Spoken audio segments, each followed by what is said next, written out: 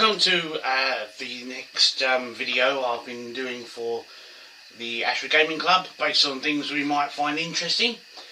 As you might be able to tell, I've had a small delivery. I'm here. Right, yes, as you can see, Zombicide turned up. I'm not going to be doing more of a bit of a box opening, not a full review, so to speak, although there will be a bit of a review. The reason it's not going to be a full-blown review is, let's face it, nobody's going to buy this at the gaming club, are they? You're all going to wait for me to bring this to the club and play it yourself, aren't you? So most people are only going to be watching this because they want to see what's coming when we get back to the gaming club. So let's start off by getting it so I can actually see what I'm doing. And drop one box. Okay, so to start with, I've made a few notes here to try and make sure I know what I'm doing. Right, for those that want to know, Zombicide 2nd Edition is bringing us a total of 84 survivors. I say 84, of which 6 of them are based on the original 6 from the original box set.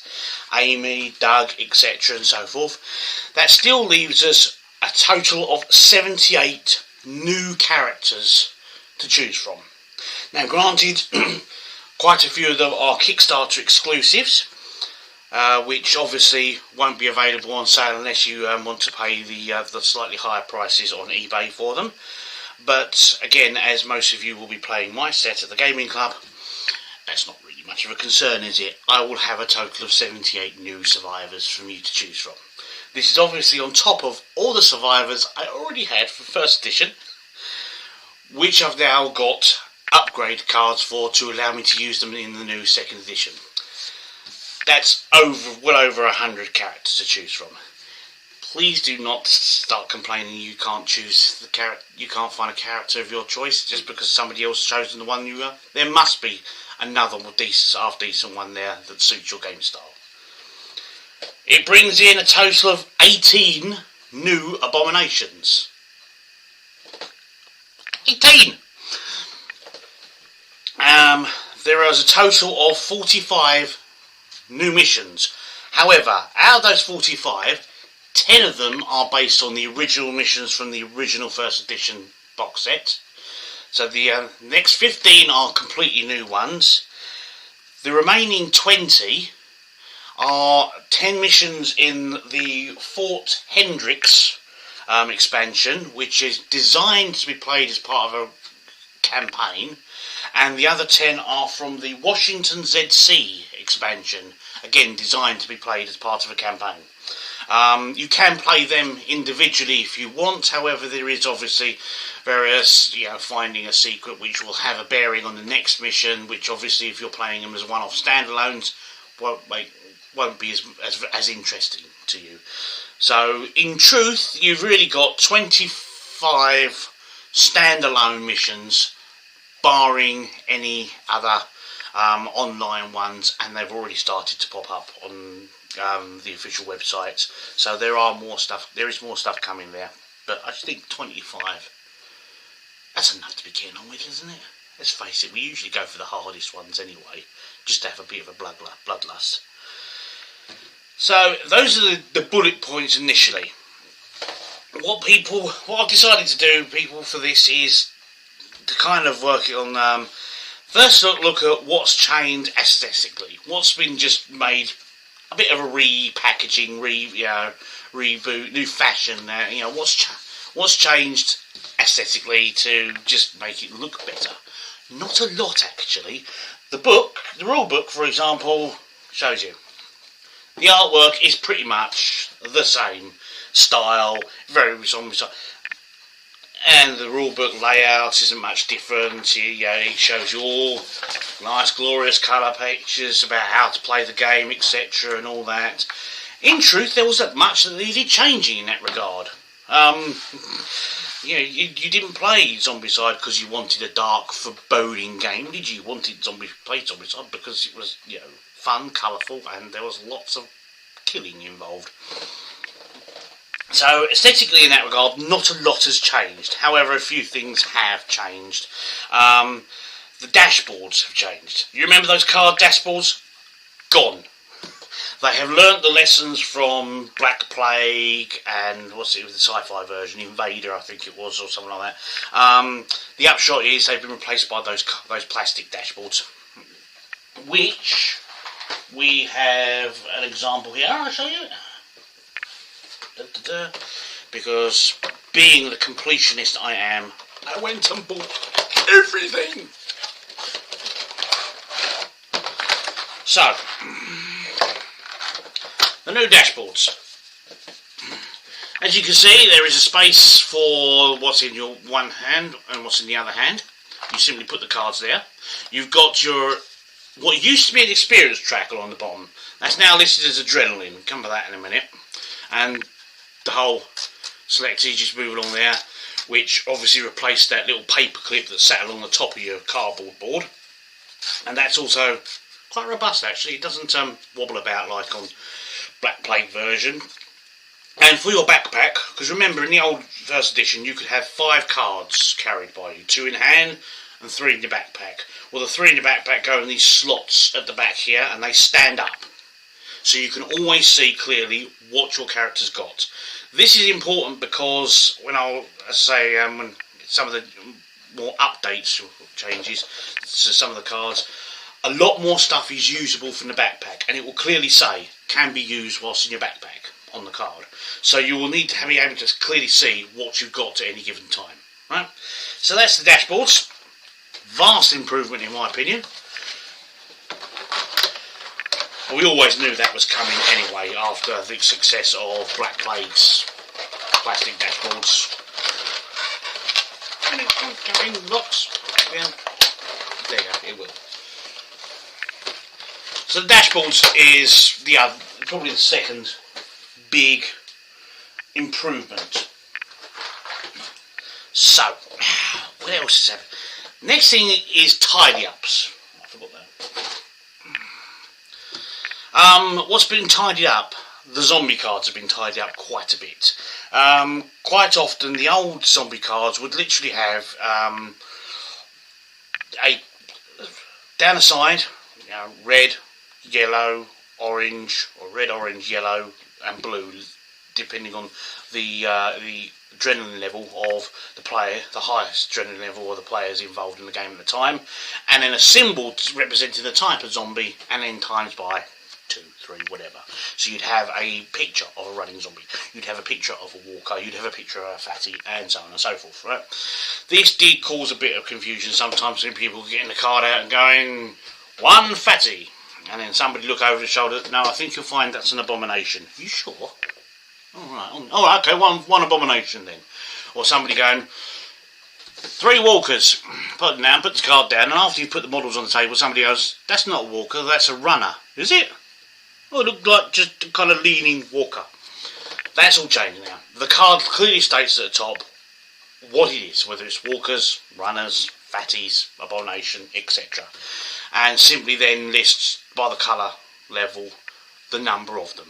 So there is no more trying to decipher symbols and all that. That's been tidied up. So that moves a bit more smoothly. Weapon cards and ammos have been tidied up. As you can imagine, as the game started off with the initial starter box set, and then as you got the extra expansions, Rue Morgue, Prison Break, Toxic Maul, etc., more and more weapons were being added. Now the main problem with the weapons that are being added is you had, for example, loads of extra ammo, and it specifically said on the card, gives you a reroll when used with pistol, submachine gun, whatever, blah blah blah blah. It gave you a list of weapons it was used with, which is all well and great until the next expansion came along and you got a Mac 10, and there was people going, do I get a reroll with a Mac 10? Because a Mac 10 basically is a type of submachine gun. And some people going, well no, because it specifically says submachine gun and there is a card for a submachine gun. And other people going, but it uses the same type of bloody ammo. What's the difference? Instead now, weapons have got a little symbol on the card showing the type of ammo they use, whether it's a shotgun cartridge, whether it's a rifle round, whether it's... Ow!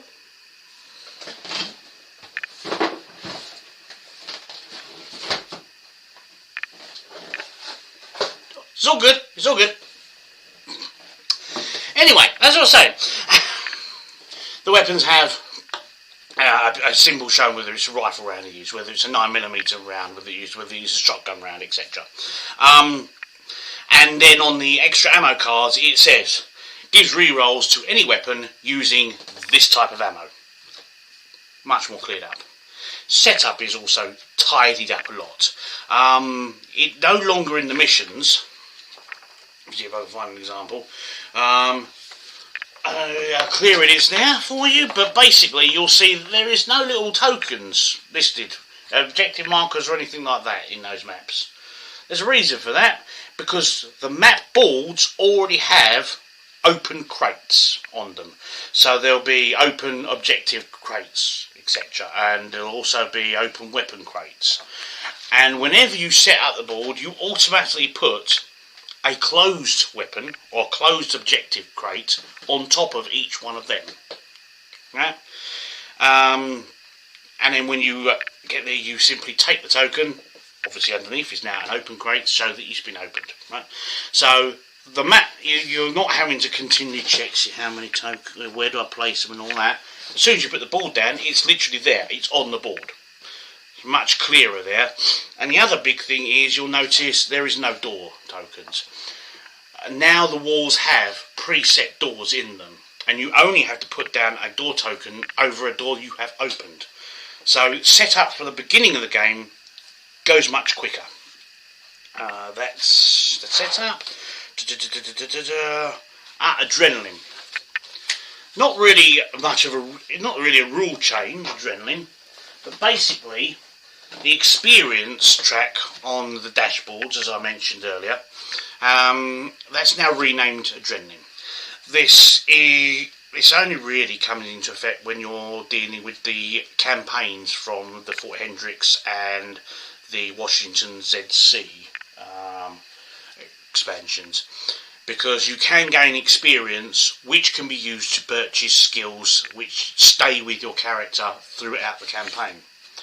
A lot of people used to say, if I was playing a campaign, why do I suddenly go back to 0 experience and I lose all those skills I earned? I went all the way up to red.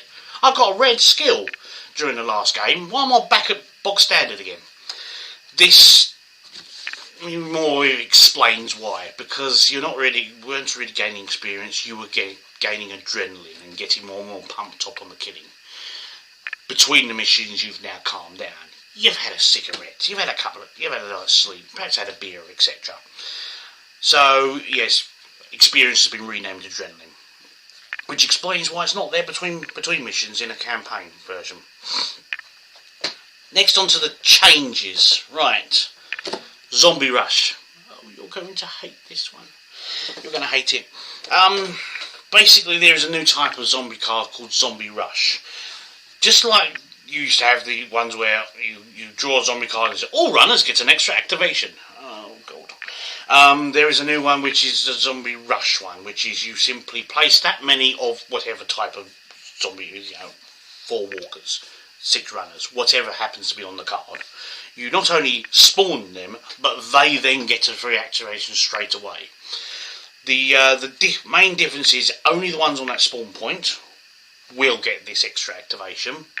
And it does make hanging around the last spawn site to be spawned on a bit more dangerous, because you would be going, oh, it'll be the last car. So the only way, it's not like and previously, if you were near a zombie spawn site and it was the last one to be spawned on, well, there wouldn't be another card drawn for another spawn site, which might go extra activation for all runners, and suddenly the runners that spawn there suddenly jump on top of you. Zombie Rush does mean that those runners now might jump on top of you. Kids. There is a whole new character class of kids in this. As a matter of fact, in the initial starting box set, second edition, you get 12 characters, 6 originals, Amy, Doug, etc., plus 6 children. All children have this little symbol on the old smiley face with the baseball cap, which basically denotes that they're a child, and they all have only 2 wounds as opposed to 3. Most people have 3 starting wounds, children only have 2. But all children get to use the slippery rule once per turn, which allows them to get away from zombies, etc.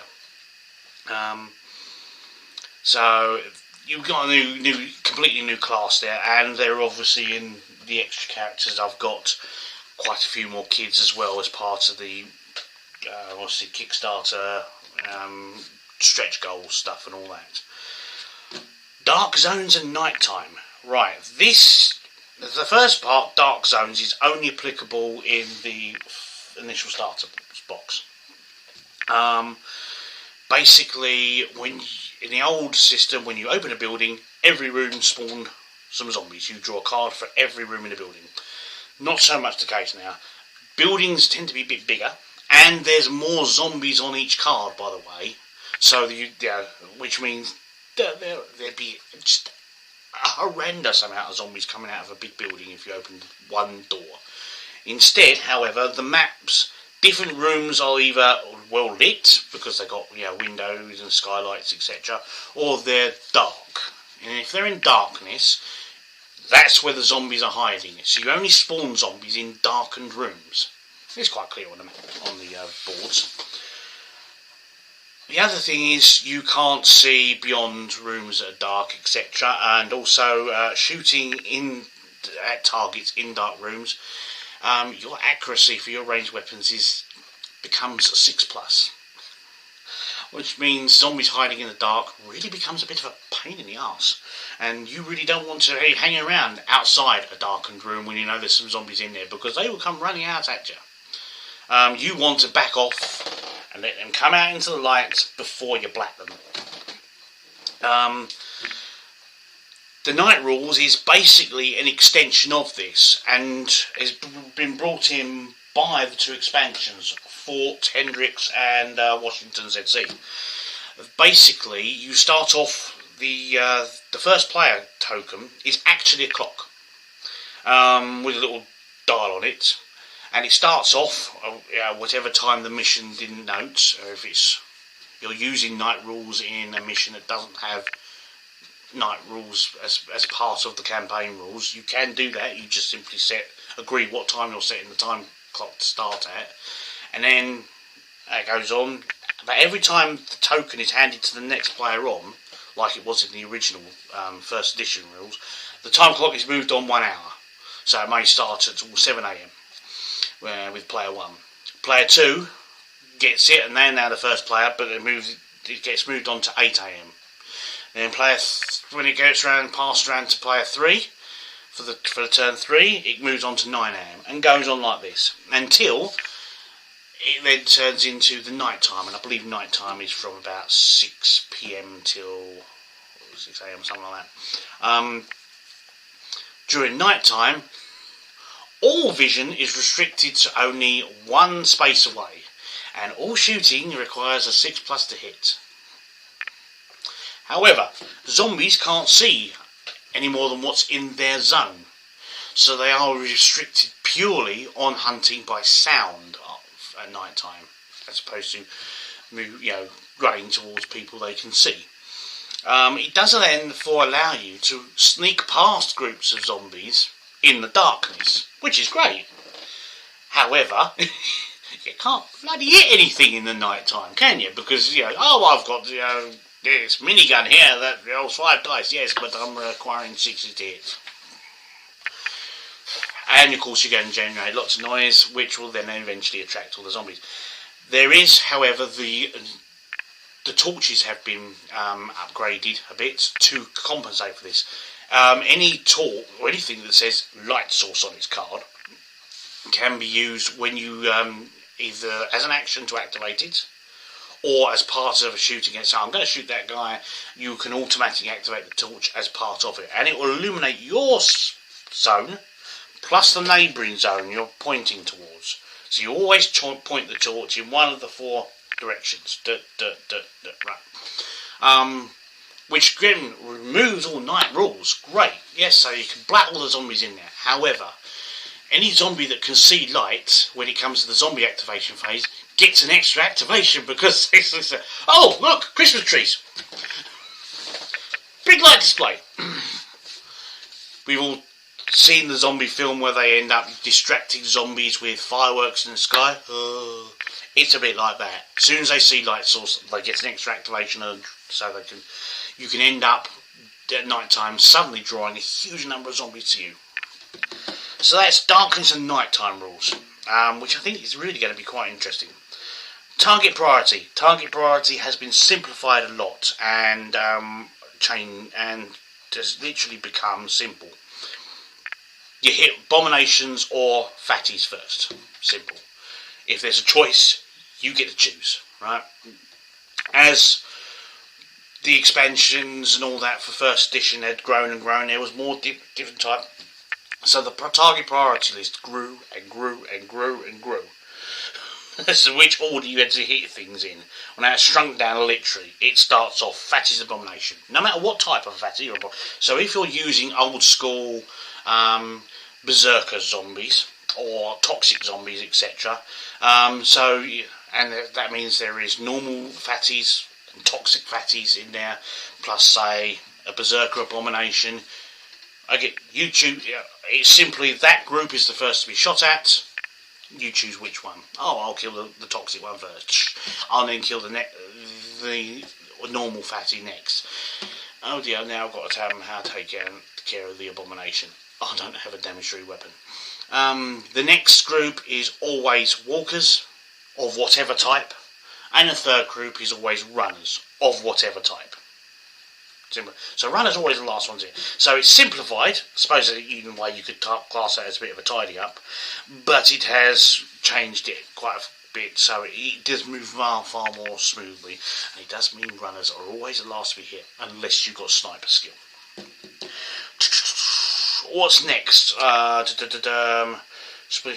Splitting zombies. That used to be a complete pain in the what's it. Splitting zombies has now changed. It's simply if you've got, say, an odd number of groups, say 5 zombies, that could take 2 different routes of equal distance to a survivor. Normally you'd have to split them, and then 3 would go one way, and you'd have to add an extra one to make another group of 3 to go the other way. Now it's simple. You just 2 go one way, 2 go the other way. Your 5th odd one, you choose which way it goes. The players choose.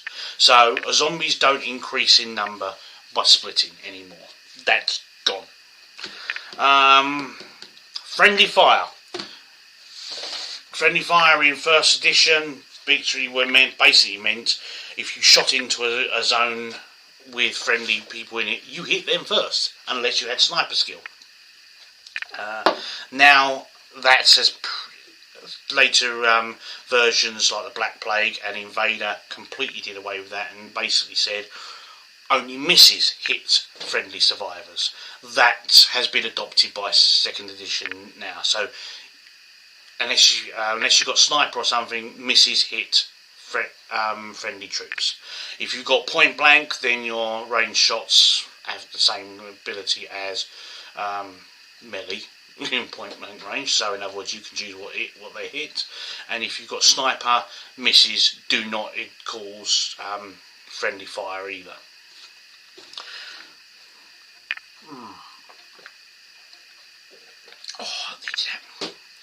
Oh, no building of weapons anymore either. So you used to try and get a glass bottle and some gasoline in order to make a Molotov cocktail, or a baseball bat and nails in order to create a nail bat, and there are other things you could build like that. I think a rifle and a sniper scope in order to create a sniper rifle. That's all gone. There is now just the Molotov cocktail cards. You find it, you have found everything for a Molotov cocktail, and it's considered you've made it as part of putting it in your backpack. The same for a sniper rifle. It comes with a scope, and nail bat comes with nails in it. So there's no building of weapons anymore. So there's none of that going. Oh, I need a damn glass bottle. Has anybody got a glass bottle? Anybody? And somebody the other side of the board finds a glass bottle, and you go, how are we? We need to meet up to kill that abomination, and you end up running around like an old 60s Benny Hill episode, trying to get your bits together in order to kill the abomination that's chasing you again, like an oversexed Benny Hill. So no building of weapons anymore. So that's a quick rundown of all the new stuff, right? So I'm going to end up with basically a quick look at what we got after I've picked it up off the floor. Right, so to begin with, I've already shown you the dashboard. So we got, and clear that, Danny Drago, wahey! Right, he of machete fame. Right, he was part of this, so you actually get 3 models here. You get, yes,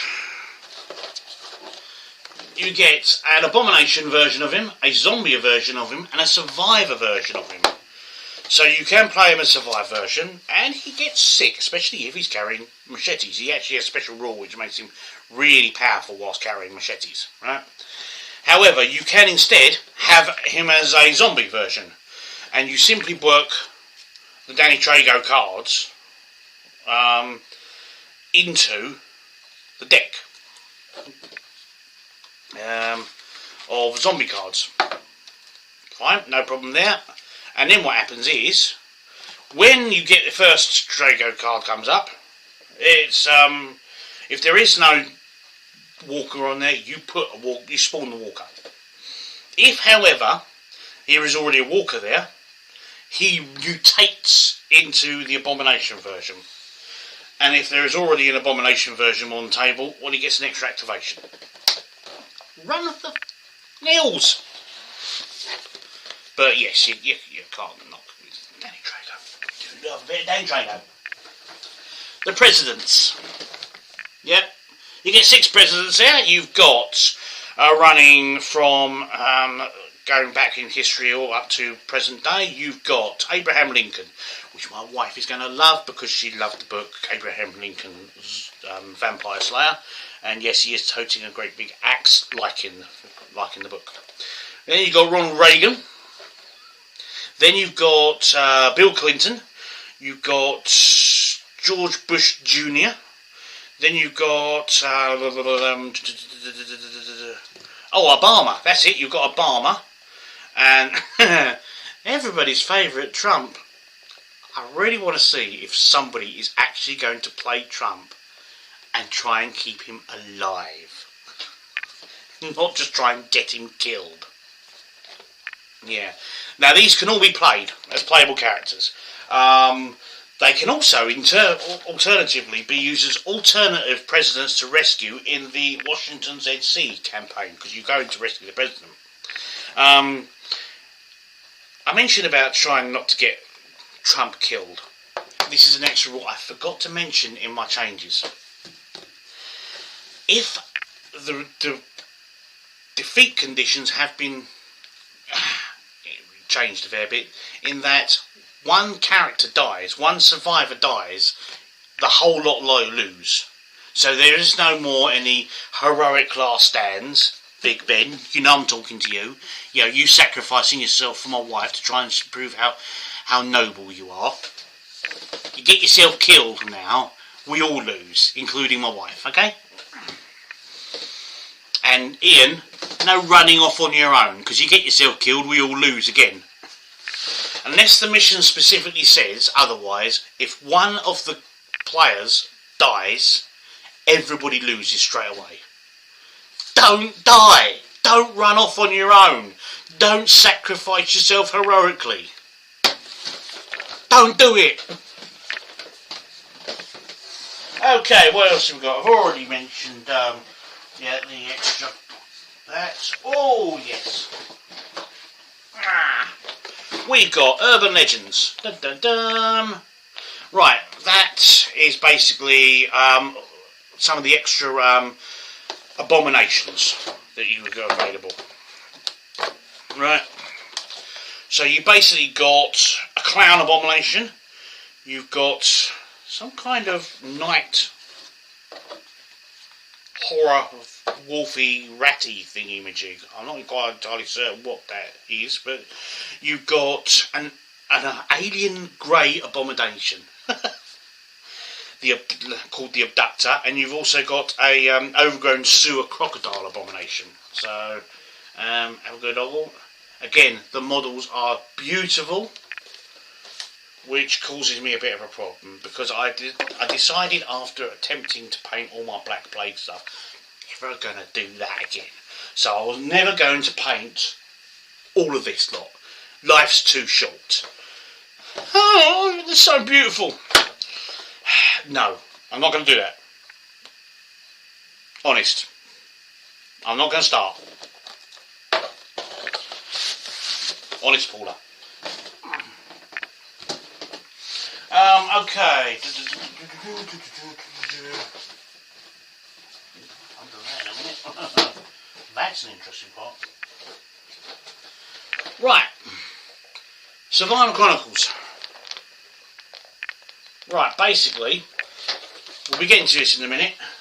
There is a whole roleplay system they've also done called Zombicide Chronicles, which basically is your traditional more pen and paper roleplay, just set in the Zombicide world, and it's, you know, it clearly it says in its description, it's got its tongue clearly in its cheek. It's not about all the doom, the condition of man, who is the greater monster, the zombies or your fellow man. No, it's about killing zombies. It's killing a lot of zombies and having fun doing it in a roleplay version. No mucking about there. The 12 characters that are in the roleplay, they have done a set of survivor cards and models to be able to use them as playable characters in the board game version. And I'll tell you, some of them are beautiful.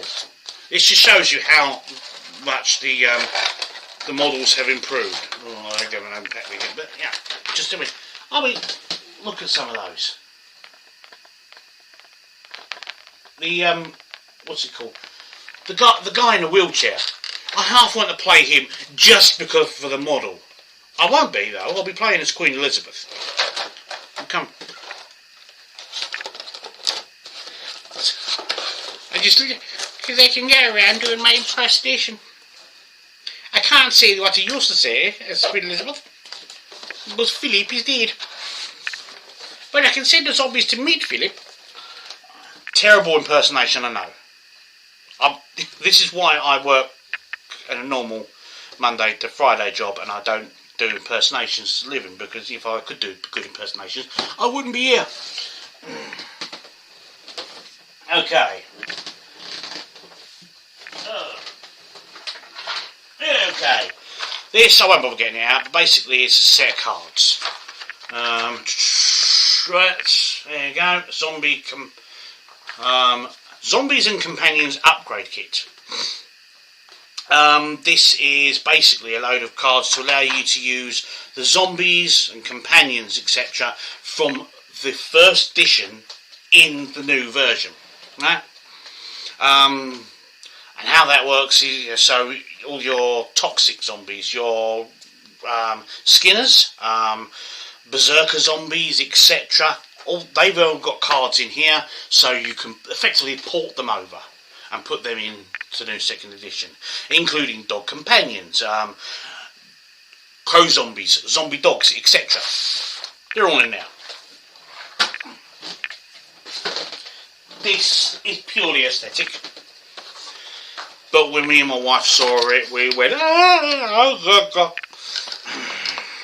do you remember the cars? You could drive a police car or a pimp wagon, etc. And there was basically it was a little cardboard counter for the car with little circles for the 4 seats in it, and you literally put the models on it.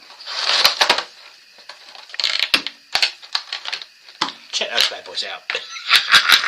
It's purely aesthetic, it's purely big boys toys kind of stuff, but we do have a 3D pimp wagon with recesses to pick your models, or a 3D police car, again with 3 recesses to put your models, so you're literally driving around the streets on the board in a proper car. I mean, you know.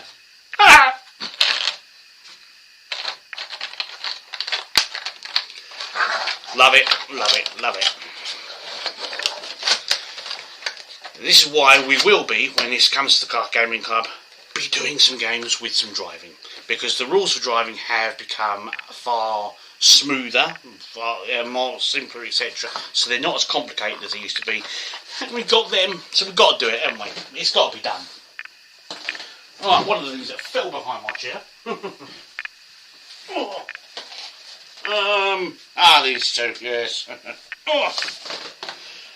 These were 2 Kickstarter exclusive models. I won't go too much into them. They'll be amongst the many playable characters you'll get a chance to have a look at when I bring it to Gaming Club. Before I go into the main boxes, Zombie Chronicles. Wet the whistle.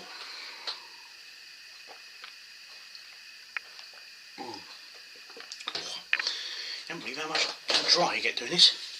Right, so basically we have a full-blown roleplay game system. As I said, it has its tongue firmly in its cheek. This is not about, you know, the condition of man. This is not about big overarching conspiracies and trying to keep your sanity, etc. Now, this is all about killing as many frickin' zombies as possible and being alive at the end of the day to kill more tomorrow. And having general fun and a laugh whilst doing it. There's quite a few stories in there. Basically, there isn't an overarching story from what I can gather. I will be looking more into this later on. I've only given it a brief look over. But what it is, it seems to be that the game is split into, you know, missions, followed by a bit of a recap and, you know, recovery back at camp, and then you organise the next mission. And the mission's usually based on rumours you've heard from other survivors, rumours of a supply cache, or somewhere, or a load of abandoned military hardware at another place, or possibly a load of, you know, there was some medical research going on, so and so. So basically, your next missions are always based on another rumour you've heard. So you roll out, you know, you go, and sometimes the rumours are complete codswallop. There's nothing there except for zombies. You just got to survive without losing too much ammunition and weapons as possible. And other rumours were on the money, and you end up coming out with, yes, I went in with a pistol, I come out with a chain gun. I think I came up on top on that one. So that's the core book. Then you've got Stories from the Outbreak, which is basically a mission compendium. So basically this is all different NPCs, different stories, more rumours, more locations to go and visit, etc. So more stuff that I'll have to read, because at some point I no doubt will be doing a roleplay game, and Muggins here will have to be the GM, won't he? Then we've got the Field Guide Chronicle, which is basically loads of extra equipment and companions you can find, etc. and so forth. Different vehicles you can hijack, different types of location, what you can find there, and different types of zombie for that matter. Right.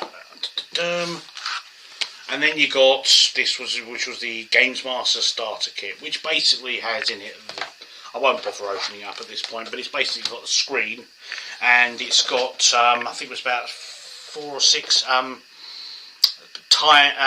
adrenaline dials. So basically, whereas characters use the dashboards for their adrenaline, In the board game, you have a sort of big clock thing, and each player will have one of them, and they'll just start notching up their adrenaline, and they'll get their adrenaline boosts throughout a particular Barney.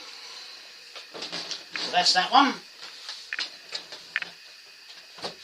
Okay, so let's have a quick butchers at the big boxes. So let's start off with Big Bertha herself. It's Maine. It's old Maine.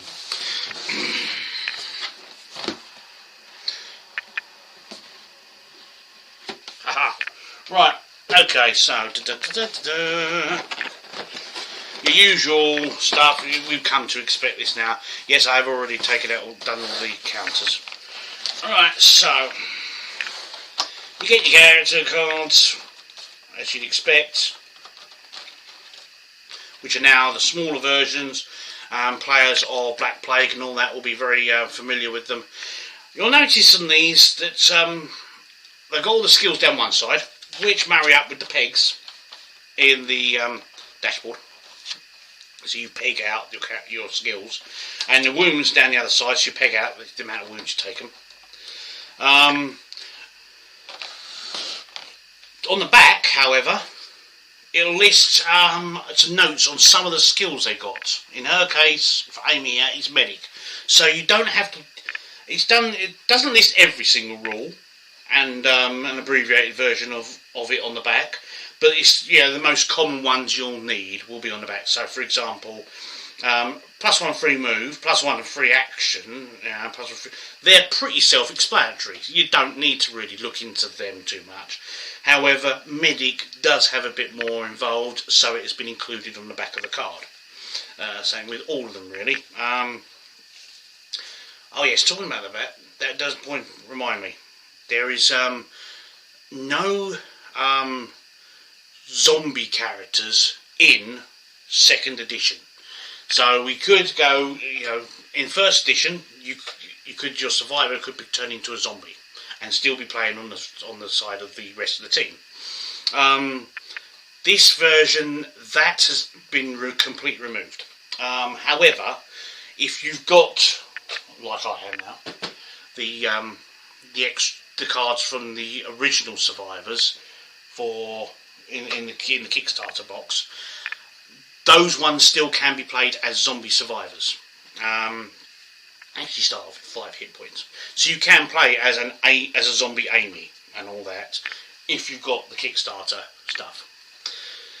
So, as I say, we got half a ton of zombies. Another layer underneath. Boards. As I mentioned earlier,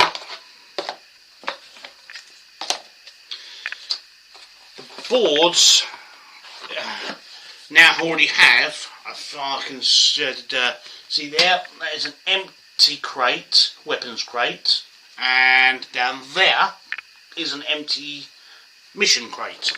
So when you place this on the table, you will automatically know where the objectives are and where the extra weapons crates are and all that, and you simply place counters on them to cover them up to show that they're still closed.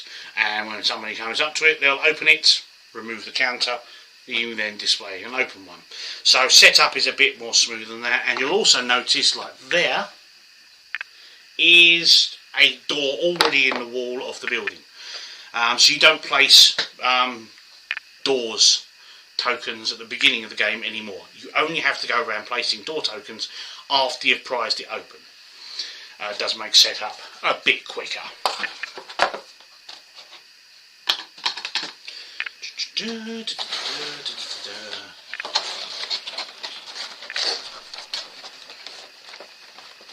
If you are going to be getting this yourself, and I know our local game store, Consulting Gamer, other gaming stores do exist, does have a couple of copies of 2nd edition. That is what you'd get. As you can see from the back, let's say, not only there are the 6 original survivors, you've got 6 children survivors as well. So you've actually got 12 potential playable characters, even if you wanted to start off playing this yourself. and not use my lot. Yeah, that's that one. Then you got the extra Kickstarter stuff. I'm not even going to open because there is so much stuff in here. It is unbelievable. But the first 3 rows are all playable characters. That is just ridiculous. There are also some extra weapon cards, etc., and so forth. But yes, I mean you've even got here. Fans of South Park will love the Man-Bear-Pig abomination. Fans of Cthulhu, there is a Cthulhu abomination. There is even a Village People abomination, which consists of the entire band all stuck together. When you kill that abomination, it turns into 5 separate runners.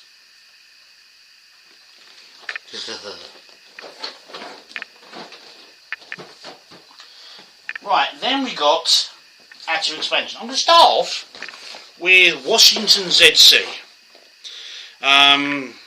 Instead of Washington DC. I would have named it Washington DZ, because I think that flows off the tongue a bit better, personally. And if I was in the middle of a zombie apocalypse, that's what I would have named it. Right, but for some reason they've renamed it Washington ZC. Right, you'll notice straight away we have a separate sheet here. This sheet, a whole pad of them actually, is to be given to each person in the campaign. Any experience they earn, you mark down this track, and as you go down it, you can buy extra skills or bonus actions. The skills are all blue skills, so if you after getting 2 experience points, you can buy a bonus action or +1 campaign skill. You choose one of these campaign skills. Webbing, for example, or Horde, or Lifesaver, or whatever. You tick that, right? That is now a blue skill, in addition to the blue skill that your playable character already has in that campaign. So that means for every mission, from now on, you'll have 2 starting skills. Do it again, you'll get 3 starting skills, and so on and so forth. Alternatively, instead of buying a blue skill, you can buy an extra action, which is once per game. You can use that action to do whatever you like and can be added onto your normal 3 or 4 actions if you've gotten up to yellow level, and so forth. Various other bits and pieces, campaign achievements, equipment kept. There is rules for trying to keep hold of equipment in the campaign. One big rule change which may affect standalone games. The equipment in both this and the Fort Hendricks one not only has rules to try to keep hold of it between campaign games, but it also has a all-out bonus, which basically means when you go to use a weapon, whether it's a machete or a shotgun or whatever, you can declare you're going all out. And you will gain bonus dice to give you extra attacks with that weapon. And they all have this little bonus number, +1 or +2 in red above the amount of attack dice. This is the bonus amount of dice you'll roll when you're going all out. However, these extra dice have to be different colour. In this particular case, they've been very nice and supplied special dice. The reason for this is that these dice have a break symbol instead of the number 1. Don't have to use those dice.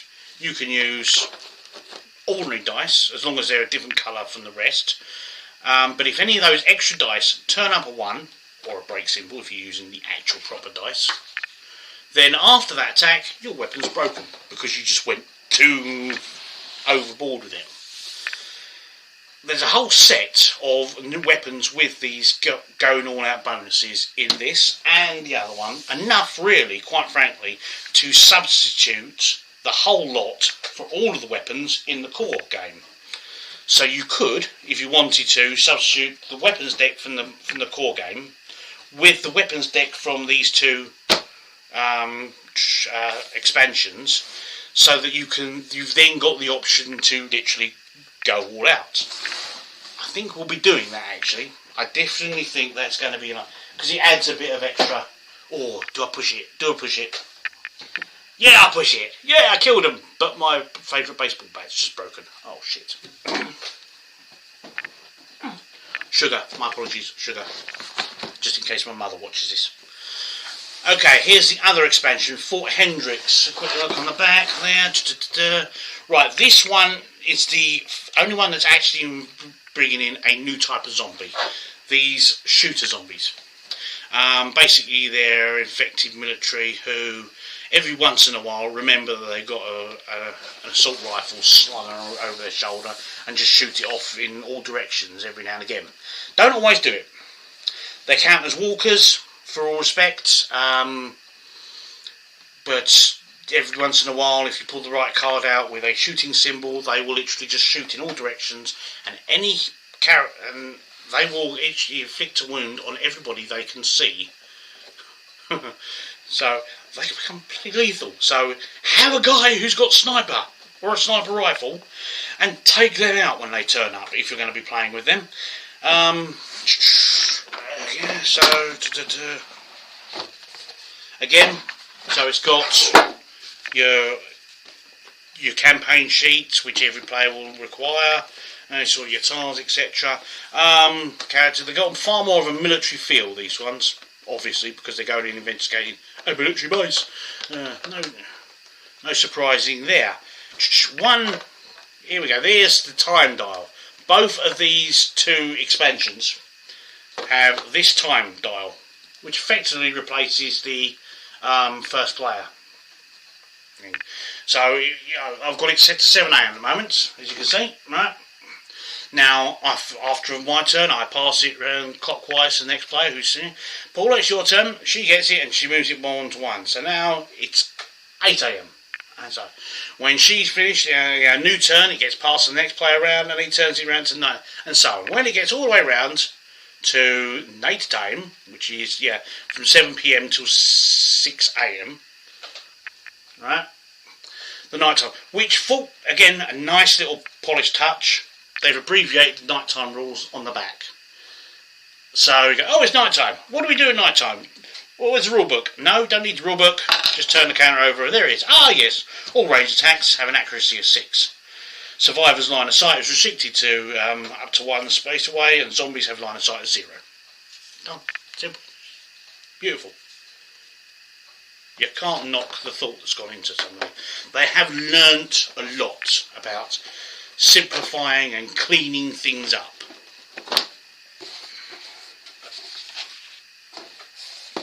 I think, ladies and gentlemen, that is it. So as I say, obviously if you've got a favourite character that you've been using from first edition, I now have the rules to use them in second edition. All those came in the Kickstarter, a bonus box. So don't worry if your favourite character will still be usable. But have a look when I bring them to the gaming club, because you might find a new character that you might want to try out instead. Give it a new try. I certainly will be trying out Her Majesty Queen Elizabeth II. I suspect Big Ben you'll be playing with Sir Winston Churchill. A bit of a heads up, Sir Winston Churchill starts with 6 wounds. I repeat, 6 wounds. Now if you get killed now, there is no excuse, okay?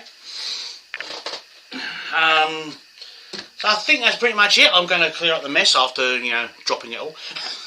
No damage inflicted. Here's all my rule books. Let's say you get one for each of the campaigns.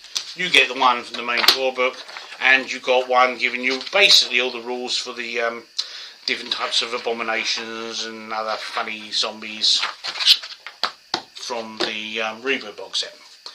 Thank you very much for watching. I hope to see you at the club very, very soon. Have a good one.